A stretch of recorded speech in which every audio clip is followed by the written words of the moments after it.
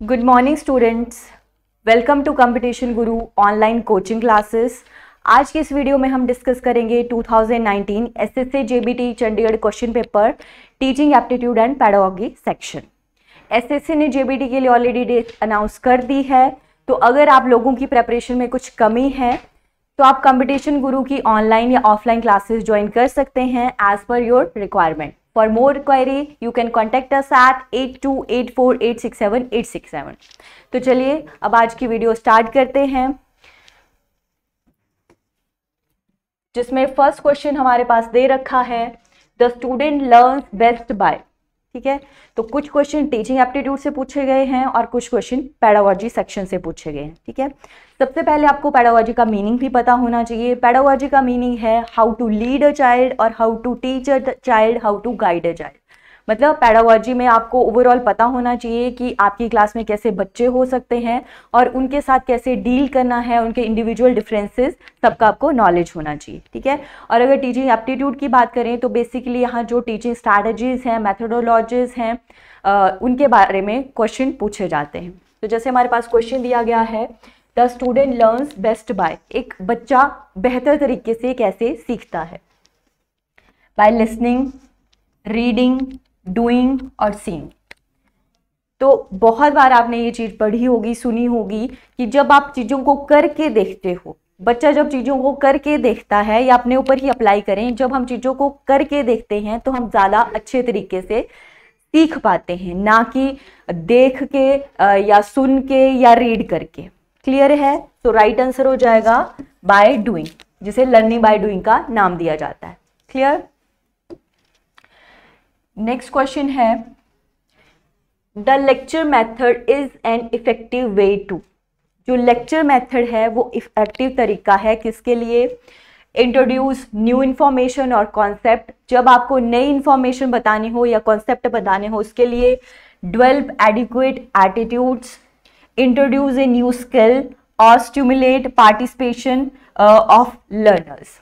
किसके लिए अच्छा तरीका है लेक्चर मेथड? तो सबसे पहले तो आपको पता होना चाहिए कि बच्चों को पढ़ाने के लिए आप डिफरेंट टीचिंग मेथड स्ट्रैटेजीज का यूज कर सकते हो, जिसमें लेक्चर मेथड हो सकता है, प्रोजेक्ट मेथड हो सकता है, डिस्कशन मेथड हो सकता है, डेमोन्स्ट्रेशन मेथड हो सकता है, सो ऑन। ठीक है, और यहाँ पे पर्टिकुलरली हमारे से क्वेश्चन पूछा जा रहा है लेक्चर मेथड के बारे में। तो अब यहाँ पे आपको ये पता होना चाहिए कि लेक्चर मेथड होता क्या है, तभी तो आप आंसर कर पाओगे। तो जो भी हमारी टीचिंग लर्निंग प्रोसेस होती है मैक्सिमम स्कूल कॉलेजेस में, वो किस तरह से होती है? Through lecture method.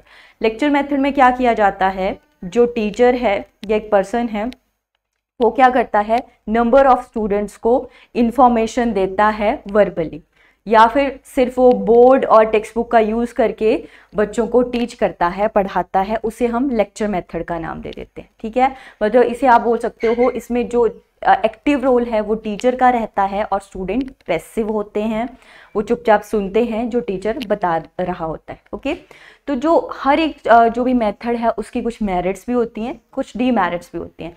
तो लेक्चर मेथड की जो मेरिट है वो आ जाती है कि जब आपको लार्ज नंबर ऑफ स्टूडेंट्स को नॉलेज इम्पार्ट करनी है और या फिर कोई नया कॉन्सेप्ट या इन्फॉर्मेशन देनी है, तब आप लेक्चर मेथड का यूज़ कर सकते हो।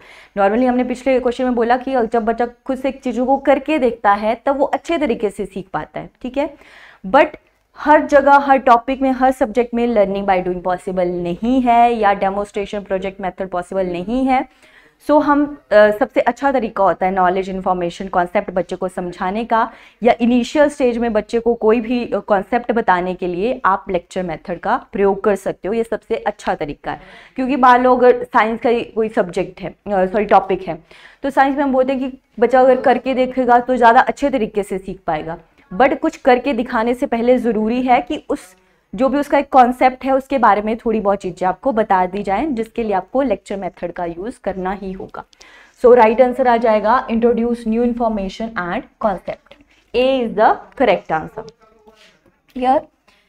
नेक्स्ट क्वेश्चन है the national curriculum framework 2005 emphasis on.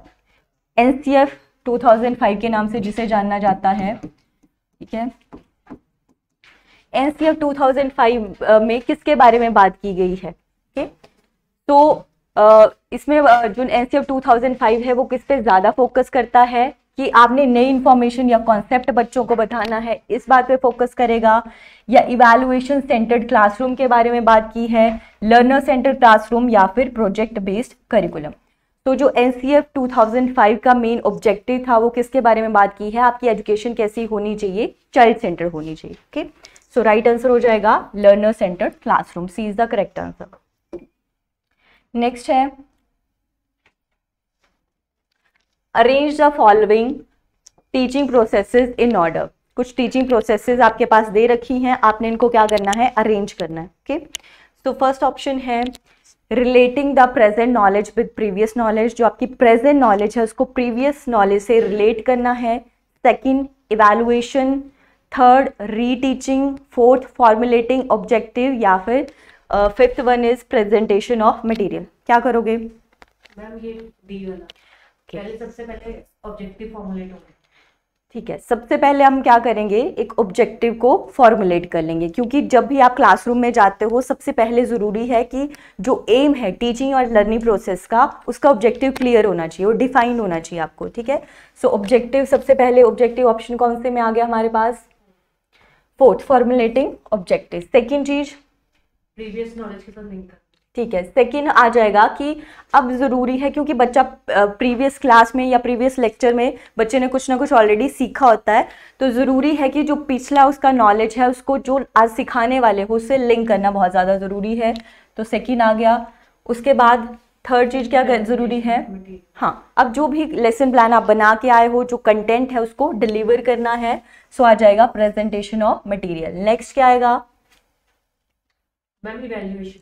उसके बाद आपने जो पढ़ाया उसको इवैल्यूएट करोगे, क्वेश्चन पूछ सकते हो, डिफरेंट टूल्स या टेक्निक्स का यूज कर सकते हो। देन नेक्स्ट आ जाएगा इवैल्यूएशन, एंड अगर फिर आपको लगा कि कुछ कमी है उस चीज में, उस प्रोसेस में, तो लास्ट में आप क्या करोगे, रीटीच करोगे। ठीक है, दोबारा पढ़ाओगे। सो राइट आंसर आ जाएगा डी। नेक्स्ट क्वेश्चन है effectiveness of teaching can be judged in terms of.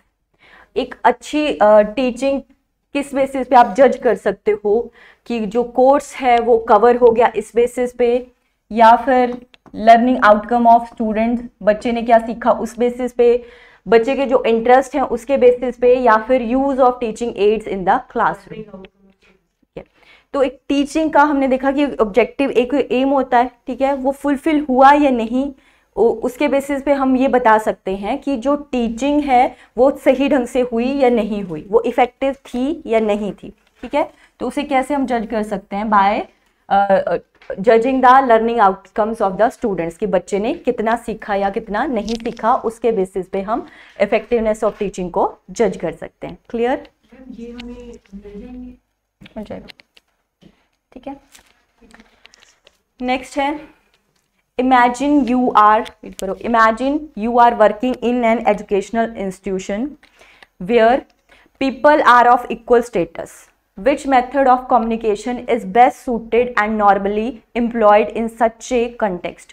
आपने इमेजिन कर लेना है कि आप एक एजुकेशनल इंस्टीट्यूट में वर्क करते हो, पढ़ाते हो, ठीक है, और वहाँ के जो लोग हैं या बच्चे हैं उन सबका सेम स्टेटस है। ठीक है, तो कौन से कम्युनिकेशन मेथड का यूज़ करोगे, या नॉर्मली जब ऐसी चीज़ होगी कि सारे लोग सेम लेवल के हैं, सेम स्टेटस के हैं, तो उस केस में कैसे कम्युनिकेशन मेथड का यूज़ किया जाता है। ठीक है, तो इसमें पहला ऑप्शन दे रखा है horizontal communication, second corporate communication, third vertical communication, fourth cross communication.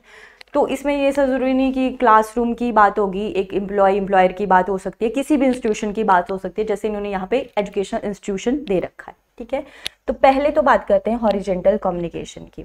Horizontal का सबको पता है, इस तरह से शो करते हैं हम हॉरिजेंटल, ठीक है, और वर्टिकल को इस तरह से शो किया जाता है। तो हॉरिजेंटल में क्या होगा, हॉरिजेंटल कम्युनिकेशन का यूज तब किया जाएगा जब सबका स्टेटस सेम होगा, सारे सेम स्टेटस, सेम लेवल वाले लोग होंगे। ठीक है, वही हमसे क्वेश्चन में पूछ रहा है ना, तो राइट आंसर आ जाएगा यहाँ पे ए। उसके बाद आती है कॉर्पोरेट कम्युनिकेशन, ये भी समझ लेते हैं।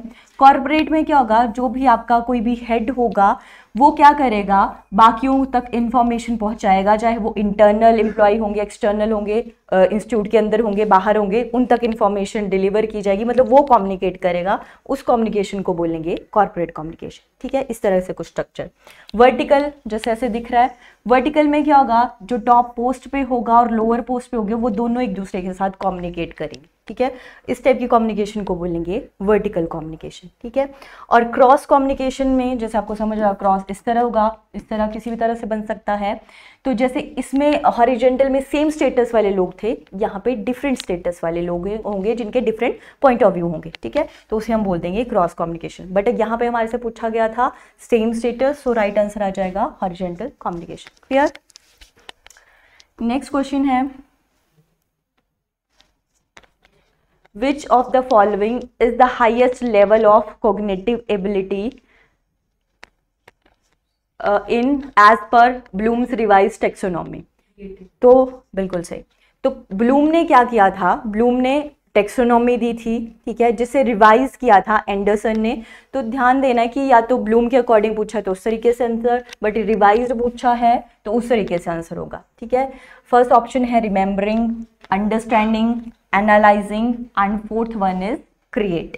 ठीक है, तो जब ब्लूम ने क्या किया था, अपनी टेक्सोनॉमी दी थी, तो उन्होंने नाउन वर्ड्स का यूज़ किया था।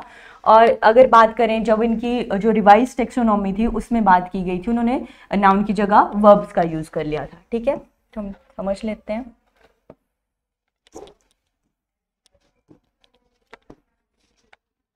कितने लेवल्स दे दिए थे इन्होंने, 6 लेवल्स के। ब्लूम ने क्या बोला कि पहले आपने क्या करना है, किसी भी चीज को रिमेंबर करना है, रिकॉल करना है। ठीक है, तो पहला आ जाता है रिकॉलिंग या रिमेंबर करना। ठीक,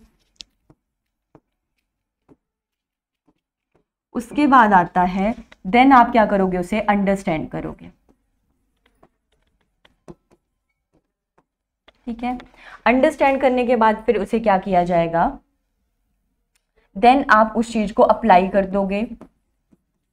उसके बाद अप्लाई करने के बाद क्या कर दिया जाएगा, उसे टुकड़ों में तोड़ दिया जाएगा, जिसे हम किसका नाम दे देते हैं, एनालिसिस का नाम दे देते हैं। देन उसके बाद ब्लूम ने बोला उसके बाद चीज़ों को आप जोड़ के देखोगे, फिर से सिंथेसाइज करोगे। ठीक है, एंड लास्ट में इन्होंने, अगर ब्लूम के यहाँ लिख रहे हो तो रिकॉल की जगह आप ये लिख सकते हो नॉलेज। ठीक है, इन्होंने किसका यूज़ किया, नॉलेज का यूज़ किया।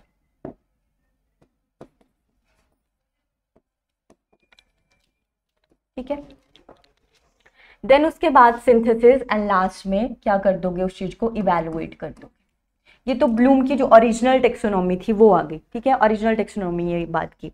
बट फिर एंडरसन ने क्या कर दिया, उन्होंने नाउन की जगह वर्ब्स जैसे रिमेंबर, अंडरस्टैंड, अप्लाई, एप्लीकेशन की जगह अप्लाई कर दिया, सो ऑन। बस लास्ट में उन्होंने क्या कर दिया, दोनों को चेंज कर दिया। इन्होंने बोला कि सिंथेसिस का मतलब उन्होंने बोला क्रिएट, उसको टॉप पे रख दिया, एंड इवैल्यूएशन को नीचे कर दिया। ठीक है, 5th वाला लेवल बना दिया। तो हमसे तो यहाँ पूछा है रिवाइज टेक्सोनॉमी के अकॉर्डिंग, तो आंसर आ जाएगा क्रिएट या क्रिएटिंग। बट अगर पूछा होता ब्लूम टेक्सोनॉमी के अकॉर्डिंग तो आंसर क्या रहता फिर हमारा, इवैल्यूएशन या इवैल्यूएट करेंगे। लास्ट के 2 सिर्फ इंटरचेंज किए हैं, बाकी नहीं। ठीक है, बाकी सेम ही, बस नाउन की जगह वर्ब यूज कर दिए, बाकी सेम ही रहने वाले हैं। लास्ट वाले 2 इंटरचेंज कर दिए। तो ध्यान रखना है, अगर ब्लूम टेक्सोनॉमी पूछा सिंपली तो इवैल्यूएशन टॉप पे रहेगा, अगर रिवाइज पूछा तो क्रिएटिंग या क्रिएट टॉप पे रहेगा। ठीक है, सिंथेसिस को उन्होंने क्रिएट का नाम दिया था एंडरसन ने, बस और कुछ नहीं था। ठीक है, सो राइट आंसर यहाँ पे तो रिवाइज टेक्सोनॉमी पूछा है, तो राइट आंसर डी ब्लूम ने है, रिवाइज एंडरसन ने, पर जानते हम ब्लूम्स रिवाइज टेक्सोनॉमी के नाम से ही है उसे। ठीक है, सो राइट आंसर डी आ जाएगा यहाँ पे। उसके बाद नेक्स्ट क्वेश्चन है, instructional aids are used by the teacher to. जो इंस्ट्रक्शनल एड्स हैं पढ़ाने के लिए, मतलब जो भी चीज़ें यूज़ करते हैं कि जिससे इंटरेक्शन अच्छे तरीके से हो या बच्चा अच्छे तरीके से समझ पाए। ठीक है, तो क्या करते हैं, क्यों करते हैं, उनका यूज़ क्यों किया जाता है। ठीक है, तो पहला ऑप्शन है glorify the class, clarify the concept, attract the student या एंश्योर डिसिप्लिन। सो राइट आंसर आ जाएगा हमारे पास क्लैरिफाई द कॉन्सेप्ट, क्योंकि ज़्यादा ज़रूरी है कि बच्चे को कॉन्सेप्ट क्लियर हो, इसी के लिए आप अलग अलग चीज़ों का यूज़ करोगे। ये नहीं कि डिसिप्लिन बन सके या बच्चों को अट्रैक्ट करना है, सबसे पहला मोटिव यही होना चाहिए कि कॉन्सेप्ट क्लियर हो, जिससे कि जो ऑब्जेक्टिव है वो फुलफिल हो जाए, जो भी टीचिंग लर्निंग प्रोसेस का ऑब्जेक्टिव रहेगा। ठीक है, सो क्लैरिफाई करने के लिए नेक्स्ट आता है dyslexia is associated with. Dyslexia एक तरह का डिसऑर्डर है जिसे लर्निंग डिसऑर्डर के नाम से जाना जाता है, और वो कैसा है? मेंटल, बिहेवियर, रीडिंग या राइटिंग। एलेक्सिया किससे रिलेटेड है? ठीक है, या तो बच्चा, अब जब भी लर्निंग डिसऑर्डर की बात आती है आपने याद रखना है सिर्फ किसी एक तरह का प्रॉब्लम होता है, बाकी सब चीज़ों में वो सेम होगा, बस पर्टिकुलर किसी एक चीज़ में वो प्रॉब्लम फेस करता है। ठीक है, तो अगर डिसलेक्सिया की बात करें, डिसलेक्सिया है आपका रीडिंग डिसऑर्डर। ठीक है, वो राइटिंग में डिफिकल्टी फेस करता, सॉरी रीडिंग में डिफिकल्टी फेस करता है, राइटिंग या बाकी चीज़ों में वो नॉर्मल। ठीक है, डिसलेक्सिया के लिए एक और वर्ड भी यूज कर लिया जाता है, एलेक्सिया। तो ये पूछा तब भी सेम ही रहेगा आंसर आपका, रीडिंग डिसऑर्डर। ठीक है, और इसके अलावा जो डिसलेक्सिया है उसमें बच्चा जो सिमिलर टाइप ऑफ वर्ड्स हैं उनमें कंफ्यूज हो जाता है, जैसे टायर्ड, फायर्ड, सो ऑन। ठीक है, सिमिलर टाइप ऑफ वर्ड्स में कंफ्यूज हो जाता है, जिसका असर उसकी रीडिंग स्किल पे पड़ता है। ठीक है, तो डिसलेक्सिया है या लेक्सिया कैसे डिसऑर्डर रहेंगे? Reading disorder. ठीक है, next question, demonstration refers to a teaching method in which learner. Demonstration, जैसे हमने क्वेश्चन में देखा लेक्चर मेथड के बारे में बात की गई थी, वैसे डेमोस्ट्रेशन भी एक टीचिंग मेथड है, और इसका यूज किसके लिए किया जाता है? ठीक है, to the process on their own, कि जो बच्चा है वो खुद से अपनी जो भी प्रोसेस है लर्निंग है उसे कर सके इसलिए, या do practical work, practical work को करने के लिए, read from the text and internalize the steps of the process, या फिर are provided with an opportunity to observe the object or processes that they wish to learn। ठीक है, बिल्कुल सही। तो डेमोस्ट्रेशन मेथड में क्या किया जाता है? कई बार होता है कि बच्चे को लेक्चर मेथड से चीज़ें नहीं समझ आ रही हैं। ठीक है, ज़रूरत होती है बच्चे को दिखाने की, कि बच्चा कई बार होता है कि ऑब्जर्व करके सीख जाता है। ठीक है, तो उसके लिए हम किस मेथड का यूज़ कर सकते हैं? डेमोस्ट्रेशन, कि कोई भी चीज़ है वो लाई, क्लास में डेमोस्ट्रेट करी, दिखा दी बच्चे को, और बच्चे को कॉन्सेप्ट क्लियर हो जाता है। ओके, सो राइट आंसर आ जाएगा डी। नेक्स्ट क्वेश्चन है, teaching is a two fold activity of communicating information and के बाद कंटेंट, इंटेंट, लर्निंग या जजमेंट। टू फोल्ड एक्टिविटी है, मतलब एक तो ये क्या करेगी? इंफॉर्मेशन प्रेजेंट करेगी, दूसरे तक कोई इंफॉर्मेशन पहुंचाएगी, कम्युनिकेट करेगी, और इसके अलावा दूसरा क्या फोल्ड होना चाहिए इसका? कंटेंट, इंटेंट, लर्निंग या फिर जजमेंट। तो जब एक टीचर की बात आती है, इंफॉर्मेशन देना उसका काम है, सेकेंड चीज उसको क्या होना चाहिए? जजमेंट भी होना चाहिए। जजमेंट किस तरीके से? उसे पता होना चाहिए कि मुझे जो स्टूडेंट उसको कब पढ़ाना है, कितना पढ़ाना है, पहले क्या पढ़ाऊंगा, बाद में क्या पढ़ाऊंगा, बच्चे को किस तरीके से समझ आती हैं चीजें, सो ऑन, सब कुछ। तो ये आ जाएगा डी में। ठीक है, right answer is D, judgement. Learning and teaching, ये तो दो प्रोसेसेस ऐसी हैं जो एक साथ चलने वाली हैं। ठीक है, बट यहाँ पे बात कर रहे हैं कि जो टीचिंग है उसका मतलब क्या है? जब लर्निंग की बात आई तो वो ऑटोमेटिकली क्या हो रहा है? इंफॉर्मेशन तो अब दे ही रहे हो आप, वही लर्निंग और दूसरा इंफॉर्मेशन लेने वाला है। ठीक है, तो उस बेसिस पे ये कि यहाँ पे सिर्फ एक टीचर के बारे में, टीचिंग के बारे में बात हो रही है कि एक तो काम है उसका इंफॉर्मेशन देना। ठीक है, दूसरा और क्या हो सकता है? दूसरा फोल्ड क्या है इसका? ठीक है, उस बेसिस पे आंसर करना है आपने। Next, operation blackboard as described in National Policy on Education 1986 means. 1986 में आपको पता है एजुकेशन पॉलिसी आई थी, सेकेंड एजुकेशन पॉलिसी थी, उससे पहले 1968 में आ चुकी थी। तो उस टाइम पे क्या बात की गई थी? ये तो ऑप्शन दे रखे हैं, जैसे कंस्ट्रक्टिंग क्वालिटी ब्लैक बोर्ड, जैसे ऑपरेशन ब्लैक बोर्ड नाम है कि अच्छे ब्लैक बोर्ड बनाना, या overhauling of system of education, या प्रोवाइडिंग मिनिमम असेंशियल फैसिलिटीज, और यूनिवर्सलाइजेशन ऑफ एजुकेशन। सार्वभौमिकरण कर देना है शिक्षा का, क्या मतलब हुआ इसका? Operation black board. बिल्कुल सही। क्या मोटिव था कि जो भी असेंशियल फैसिलिटीज़ हैं, जैसे रूम होना चाहिए, टीचर होना चाहिए, एक बोर्ड होना चाहिए, चेयर होनी चाहिए, टॉयलेट होना चाहिए, सो ऑन, ये सारी बेसिक एसेंशियल फैसिलिटीज़ प्रोवाइड करना ही ऑपरेशन ब्लैक बोर्ड का मोटिव था, जो 1986 में आया था, राइट आफ्टर एजुकेशन पॉलिसी 1986। सो राइट आंसर आ जाएगा सी। ठीक है, नेक्स्ट क्वेश्चन है, the head of the school uses dash as idea generation process that specially encourages various alternatives while withholding any criticism of those alternatives. Brainstorming, nominal group technique, group discussion या seminar.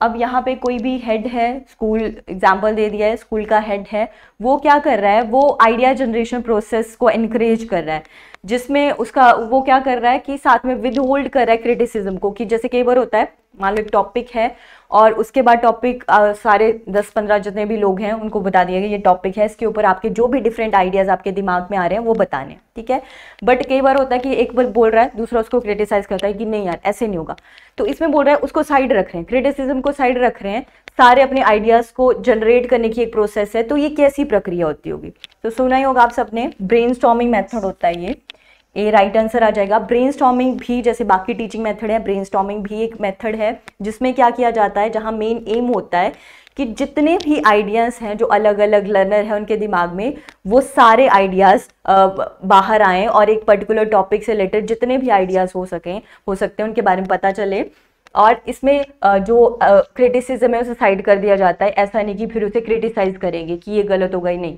ठीक है, main motive brainstorming method का यही है कि बच्चा creative बने, creative thinking आए, बच्चा अलग अलग तरीके से सोचे और जो भी आइडियाज उसके दिमाग में आ रहे हैं वो सारे बता सके। ठीक है, तो यही है क्वेश्चन हमारे साथ पूछा हुआ था, वही जो इसकी डेफिनेशन बोल सकते हो ब्रेनस्टॉर्मिंग की। सो राइट आंसर आ जाएगा ए, ब्रेनस्टॉर्मिंग मेथड। ठीक है, बाकी सेमिनार, ग्रुप डिस्कशन आपको पता है, ग्रुप में डिस्कशन होगी, सेमिनार में क्या होगा, कोई भी एक पर्सन आप डिफरेंट जो नॉलेज है किसी भी चीज़ से रिलेटेड वो इम्पार्ट करेगा, दूसरों को बताएगा। नेक्स्ट है, which article of the Constitution of India deals with free and compulsory education of all children up to age of 14 years. India में के कॉन्स्टिट्यूशन में किसमें ये बोला गया है, ठीक है, किसमें बोला गया कि 14 साल तक के बच्चों को फ्री और कंपल्सरी एजुकेशन मिलनी चाहिए। ठीक है, तो मैक्सिमम वैसे तो हमारी जो पॉलिसी कमीशन आए में ये बात बोली गई, इसके अलावा हमारे कॉन्स्टिट्यूशन में भी बोली गई, जो राइट आंसर आ जाएगा आर्टिकल 45A। इसके अलावा 21A में भी सेम ही बात बोली गई है। ठीक है, फ्री एंड कंपल्सरी एजुकेशन की, और उसके बाद राइट टू एजुकेशन एक्ट आया था 2009 में, उसमें भी सेम ही बात बोली गई थी। ठीक है, तो याद रख लेना आपने, ये कुछ भी ऐसा पूछा जाए तो राइट आंसर हो जाएगा आर्टिकल 45 या 21A या RT 2009। ठीक है, and last question is, which one of the following is the better item of essay type question. अब जो क्वेश्चंस है वो डिफरेंट टाइप के होते हैं, एस्से टाइप हो सकते हैं जिन्हें हम लॉन्ग आंसर टाइप भी बोल देते हैं, शॉर्ट आंसर टाइप हो सकते हैं, मल्टीपल चॉइस हो सकते हैं, जिन्हें ऑब्जेक्टिव टाइप हम बोल देते हैं, फिलिंग द ब्लैंक्स हो सकते हैं, ट्रू फॉल्स, किसी भी तरह के क्वेश्चन हो सकते हैं। आपको यहाँ बताना है जो आपके पास ऑप्शन दे रखी है उसमें एस्से टाइप क्वेश्चन का सही एग्जाम्पल कौन सा है। एस्से टाइप कैसा होगा, long answer type question. Option है, discuss Newton's laws of motion, explain each of Newton's 3 laws of motion, what are Newton's laws of motion, write a note on Newton's law of motion। ठीक है, 4 option दे रखी हैं आपके पास, आपको सही option choose करनी है। तो एक तो हम पहले निकाल देते हैं जो नहीं होगा, शॉर्ट आंसर है जैसे what are Newton's law of motion, तो शॉर्ट आंसर हो गया, सिर्फ वो सीधा बता देगा फर्स्ट सेकंड थर्ड लॉ, तो ये तो होगा नहीं। ठीक है, इसके अलावा right A note on Newton's law of motion, note लिखने को बोल रहा है, नोट अगेन फिर से एक पैरा की फॉर्म में हो सकता है, शॉर्ट आंसर टाइप, तो ये भी नहीं होगा। बच के 2 ऑप्शन, डिस्कस एंड एक्सप्लेन। अब एक में बोला जा रहा है कि न्यूटन लॉज को डिस्कस करना है, दूसरे में एक्सप्लेन करना है, कौन सा एस्से टाइप क्वेश्चन हो सकता है।